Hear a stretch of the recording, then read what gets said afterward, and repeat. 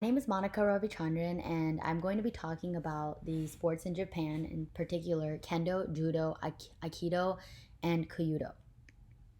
So, as for an introduction, there are many sports slash martial arts that are practiced in Japan, and Kendo, Judo, Aikido, and Kyudo are just a few of many.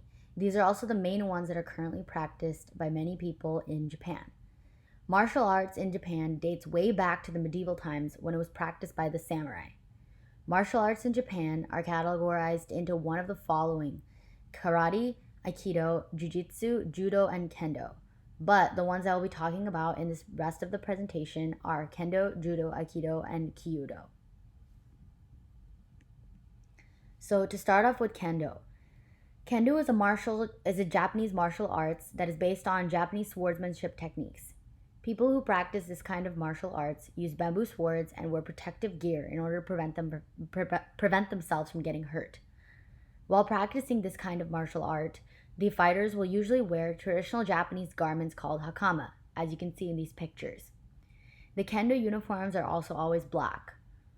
It is also known as the Japanese version of fencing and is one of the 18 martial arts that all samurai were expected to practice way back then. The swordsmanship techniques date back to the 13th century and are related to the methods of how the samurai used to fight. Because of this, kendo ended up being banned in Japan after World War II by many Americans. Some techniques of kendo include strikes, thrusts, and obviously the defensive responses to these attacks. So as for the next martial arts that I'll be talking about is judo. Judo is the most famous Japanese martial arts that is practiced all over the world. Judo directly means the gentle way and includes many techniques that involve groundwork, choking, and joint locking. Judo is also derived from jiu-jitsu and was created by Professor Jigoro Kano in Japan, and it also has evolved from a fighting art into something that involves complete body control, balance, and fast reflexes, all while having a sharp reacting mind. Judo also created the system of ranks, which is used now across many other martial arts.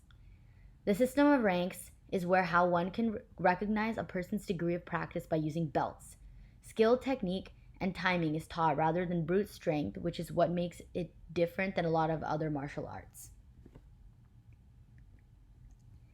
As for Aikido, Aikido is another type of martial arts that is practiced in Japan, where the main goal is to use the strength of your opponent to disarm them, therefore making it a sport that relies on self-defense instead of offense. The main principle behind Aikido is non-violence, thus making it the most peaceful martial art form there is. It was founded by Morihei Ueshiba in the early 20th century and is focused on blending, turning, pivoting, circling, and spiraling.